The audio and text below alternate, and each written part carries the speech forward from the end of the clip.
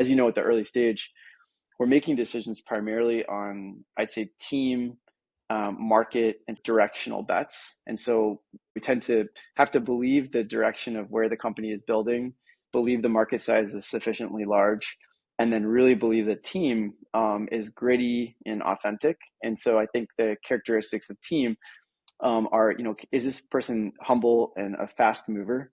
Are they somebody that's going to launch and iterate like hell? We're not looking for clairvoyance. We're not looking for, hey, we know exactly what's going to happen. What we're looking for is cadence. So I think cadence over clairvoyance is one thing that sticks with me, and humility to be coachable and learn, going kind of directionally in the right way. And all those things from a founder archetype, if we believe those things and we believe the market's big enough and we believe the direction sort of makes sense, then we try to validate with local sources. And then those are the things that we can get comfort around. And then obviously valuation kind of comes into play and what the specific mechanics of the deal are. But that's really how we go from zero to making an investment.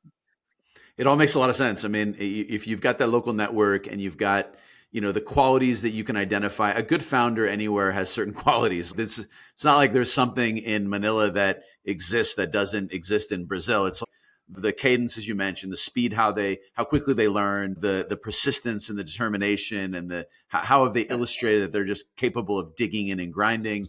These are all things that are like very identifiable in anywhere in the world. It's interesting because I think people often ask, like, how's your investing strategy changed over the 10, 12 years you've been doing this? I think at the very beginning, many people I was drawn to the shiny objects of, oh, this person went to MIT. Oh, they worked at McKinsey. Oh, they did the right things. I now almost think of some of those things as yellow flags and negative signals. Not so much that they exist, but what I really test for beyond that is, has this person put themselves in places of adversity and taken risks before? And really we're looking for people with grit and perseverance, as you said. And so oftentimes we will test for that in interesting ways. So when we kind of verbally agree to make an investment, oftentimes that's when the clock starts, right? And I say that the clock starts because we're really looking at the reaction of the founder, how they then navigate the process. So sometimes we'll be building the syndicate with them. We'll be building the rest of the $1 million round because we're not the full check, right? So we're calling local partners, we're working with them, and the way they communicate, the way they run the process, the way that they're organized around running the process, the conversations of early conflict where we might push for pro rata rights and they say, oh, you're too small of a check and let me ask my lawyer.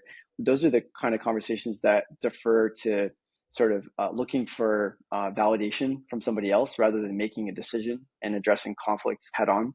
And so sometimes those are the early litmus tests where we actually will use those to say, we did verbally commit to this. It's dragging on 3 months. It's been disorganized. We're not quite sure that this founder is handling some of these things the right way. And we may dial down the position, and we may sort of alter based on some of those things that we get to know a founder through that process. I think for anything, we're really looking for transparency in communication and organization and grittiness and authenticity and all those characteristics, like you said, that it doesn't matter if you're in Manila or you're in Cairo or you're in Sao Paulo. These are exactly the same characteristics across the world. And, we're willing to kind of coach and try to teach people. And we just ask that they be, receptive of that coaching and receptive to listen. And we think that together, we can build great companies.